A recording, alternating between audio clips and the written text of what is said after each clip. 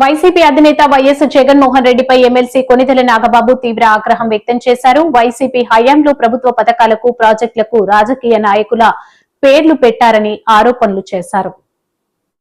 సంఘానికి సంబంధించిన ట్రస్ట్ది చక్కగా చదువుకున్నాం, అక్కడ పాస్ అయ్యాం, ఆ తర్వాత లా చదివాం. సో ఆ విధంగా ఆ శ్రీరాములు గారి విగ్రహం ఎప్పుడు చూస్తూ దండం పెట్టుకుంటూ వెళ్ళేవాళ్ళం. అంత గౌరవం ఆయనంటే.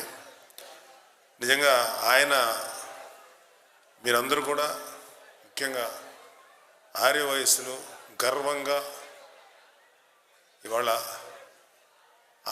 ఆయన్ని తలుచుకుంటే ప్రతి ఆర్య వయసులే కాదు, ప్రతి ఆంధ్రప్రదేశ్ పౌరుడు కూడా గర్వంగా ఛాతీ విరుచుకొని మా పొట్టి శ్రీరాములు గారు అని చెప్పుకోగలిగేటువంటి గొప్ప వ్యక్తి ఆయన, మహానుభావుడు. ఆయన అన్నిటికన్నా అత్యంత దారుణమైన విషయం, మనల్ని చెన్నైలో ఆంధ్రప్రదేశ్ తెలుగు మాట్లాడే వాళ్ళని చాలా చులకనగా చూసే రోజుల్లో ఆయన ప్రత్యేక ఆంధ్రప్రదేశ్ అంటే చులకనగా చూస్తారని కదా, కానీ భాషా ప్రయుక్త రాష్ట్రాలు ఏర్పాటు చేసిన తర్వాత తెలుగు రాష్ట్రం కావాలి అని చెప్పి ఎంతో కష్టపడినా, ఎన్ని ప్రయత్నం చేసినా కుదరకపోవడంతో నిరాహార దీక్ష చేశారు 58 రోజుల పాటు. అలాగే నిరాహార దీక్షలోనే ఈ దేహాన్ని చాలించి ఆయన చనిపోయారు. కానీ ఆయన మరణం వృధా కాకుండా ఇవాళ మనందరం ఇంత హ్యాపీగా, ఇంత గర్వంగా బతుకుతున్నామంటే ఆంధ్రప్రదేశ్ అవతరణ ఆయన వల్లే జరిగింది. కాబట్టి ప్రతి ఒక్క ఆంధ్రుడు ఆయనకి రుణపడి ఉండాలి. ఈ విషయంలో పవన్ కళ్యాణ్ గారు ఆయన సిద్ధాంతం, మన జనసేన సిద్ధాంతం ఏంటంటే, ప్రభుత్వం ఏర్పడిన తర్వాత కూడా ఎంతసేపు నాకు నేను అనకుండా ప్రజలకు మనం ఏం చేయగలుగుతాం అనేటువంటి ఆశయంతో ముందుకెళ్తున్నారు. పవన్ కళ్యాణ్ గారి గురించి మీకు ఎవరికి ప్రత్యేకంగా చెప్పక్కర్లేదు. ఆయన ఎంత గొప్ప వ్యక్తిత్వం ఉన్న మనిషో, ఎలాంటి వ్యక్తో మీ అందరికీ తెలుసు. చిన్నప్పటి నుంచి చూస్తున్నటువంటి నాకు కూడా తెలుసు. అందుకనే ఆయన్ని ఒక తమ్ముడిగా కాదు, ఒక నాయకుడిగా, ఒక జన సైనికుడిగా ఆయనకి ఎప్పుడు నేను విశ్వాసంతో ఉండి పార్టీ అభివృద్ధికి, పార్టీలో ఉండే కార్యకర్తలు మిగతా అందరికీ కూడా నేను చేదోడు ఓదురుగా ఉంటానని మీ అందరికీ చెప్తున్నాను. అయితే మనకి ఎన్నో ప్రాజెక్ట్స్ జరుగుతుంటాయి, ఎన్నో ప్రభుత్వ పథకాలు జరుగుతుంటాయి.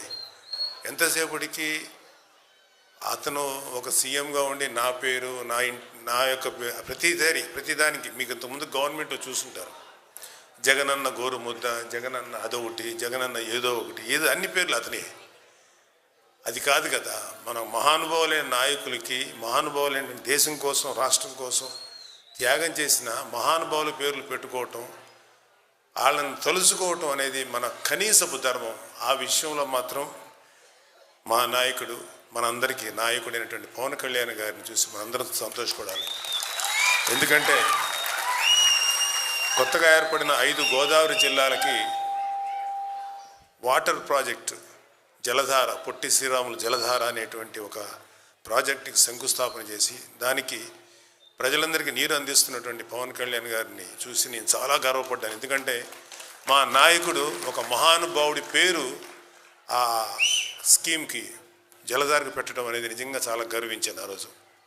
అదేవిధంగా ఆయన ఒకటి ప్రపోజ్ చేశారు, రేపు పోలవరం ప్రాజెక్టుకి పొట్టి శ్రీరాములు గారి పేరు సూచించారు. బట్ కూటమిలో ఉన్నాం కాబట్టి అందరి యాక్సెప్టెన్స్తో ముందుకెళ్ళాలి. నేనైతే మాత్రం పవన్ కళ్యాణ్ గారు చెప్పిన ఆ మాటని ఖచ్చితంగా పోలవరానికి ఆయన పేరు పెట్టాలి. పేరు పెట్టి ఆయన చేసిన త్యాగానికి రుణం తీర్చుకోవాల్సిన అవసరం ఈ ప్రభుత్వంలో ఉన్నటువంటి ప్రతి ఎమ్మెల్యేకి, ప్రతి ఎమ్మెల్సీకి, ప్రతి ఎంపీకి, ప్రతి పౌరుడికి ఉంది. ఆంధ్రప్రదేశ్ పౌరుడికి ఖచ్చితంగా ఆ పేరు ఆయన పెట్టాలని చెప్పి నేనైతే బలంగా ఆయన సూచనని సమర్థిస్తున్నాను. మీరందరూ కూడా సమర్థిస్తారని నమ్ముతున్నాను. సో ఇవాళ పంచాయతీరాజ్ శాఖ, water works department, forest department, pollution control board, science and technology ప్రాజెక్టుని సమర్థవంతంగా నిర్వహిస్తున్న శ్రీ పవన్ కళ్యాణ్ గారు. అయితే అన్నిటికన్నా ముఖ్యమైనది పంచాయతీరాజ్ శాఖ. యాక్చువల్గా ఇలాంటి శాఖ యొక్క డీటెయిల్స్ చాలా తక్కువ మందికి తెలుస్తుంటాయి. అసలు ఒకప్పుడు పంచాయతీరాజ్ శాఖ మినిస్టర్ అంటే ఎవరో కూడా తెలియదు. అసలు అక్కడ ఏం పనులు చేస్తారో కూడా చాలామందికి తెలియదు. ఇవాళ పవన్ కళ్యాణ్ గారు ఎన్నో తను ఒక ఏ శాఖనైనా సరే చూస్ చేసుకునే అవకాశం ఉన్న రోజుల్లో నాకు పంచాయతీరాజ్ శాఖ కావాలి, గ్రామాల్ని డెవలప్ చేయాలి అన్న ఆలోచన వచ్చినప్పుడు చాలామందికి ఏంటి పంచాయతీరాజ్ శాఖ తీసుకున్నారని అన్నారు. కానీ ఆ శాఖలో ఉండటం వల్ల ఆంధ్రప్రదేశ్కి అంటే ఎక్కువ భాగం ఆంధ్రప్రదేశ్ గ్రామాల్లో ఉంది కాబట్టి ఇంత సర్వీస్ చేయొచ్చు అన్న విషయం ఆయనకు ముందుగానే తెలుసు. ఆ శాఖనే ఆయన తీసుకున్నారు. అత్యంత కష్టతరమైన శాఖ అది, చాలా ఆస్పెక్ట్స్ ఉండే దాంట్లో దాన్ని తీసుకున్నారు. అయితే ఇక్కడ ఒక సందర్భంలో, మరి ఇది సందర్భం అవునో కాదో బట్ విత్ చిన్న విషయం చెప్పాలి. 2019 ఎలక్షన్స్ జరుగుతున్నప్పుడు మేము ఓడిపోయి ఉన్నాం అన్ని సీట్లలో ఎక్సెప్ట్ రాజోలు. ఆ టైంలో ఒక యంగ్ బాయ్ మా దగ్గరికి వచ్చారు, ఎవరో కాలేజీ స్టూడెంట్ అనుకున్నాం.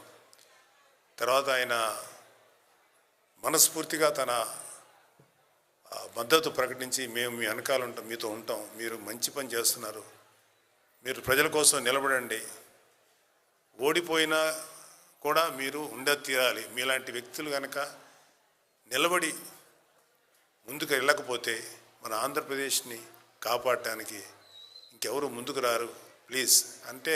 అప్పటికే పవన్ కళ్యాణ్ గారు విషయం అందరికీ తెలుసు. ఆయన ఒక 25 సంవత్సరాల భవిష్యత్తుని ఇవ్వడానికి ముందుకు వచ్చిన వ్యక్తి, అంత తేలిక వెనక్కి తగ్గరు. కానీ ఒక యంగ్ పర్సన్, కుర్రవాడు ఆ సలహా ఇచ్చినప్పుడు చాలా ముచ్చటేసింది. ఆ టైంలో అడిగాం మీ పేరు ఏంటి అని అడిగితే ఆయన చెప్పారు నేను కేరళ క్యాడరు కృష్ణతేజ గారని. అప్పుడు మేమందరం కలిసాం. ఇవాళ పంచాయతీరాజ్ శాఖలో పవన్ కళ్యాణ్ గారి ఆలోచనల్ని యథాతథంగా అమలయ్యే విధంగా కళ్యాణ్ బాబు గారికి కుడి భుజంగా ఉన్నటువంటి శ్రీ కృష్ణతేజ కమిషనర్ గారు ఇవాళ పంచాయతీరాజ్ శాఖ పవన్ కళ్యాణ్ గారు ఇంత సమర్థవంతంగా నిర్వహిస్తున్న సందర్భంలో ఆయన పాత్ర మరువలేనిది. ఇంకా చేస్తూనే ఉంటారు. అంత నిజాయితీ పరులైన ఆఫీసర్స్ నిజంగా ఆంధ్రప్రదేశ్లో ఉంటే ఎక్కువ మంది ఉంటే ఇంకా గొప్పగా ఉంటుంది. బట్ ఎనీహౌ గతంలో ఉన్నటువంటి వైసీపీ అవినీతితో కూడిన ప్రభుత్వం కన్నా ఇవాళ కూటమి ఎంతో అద్భుతంగా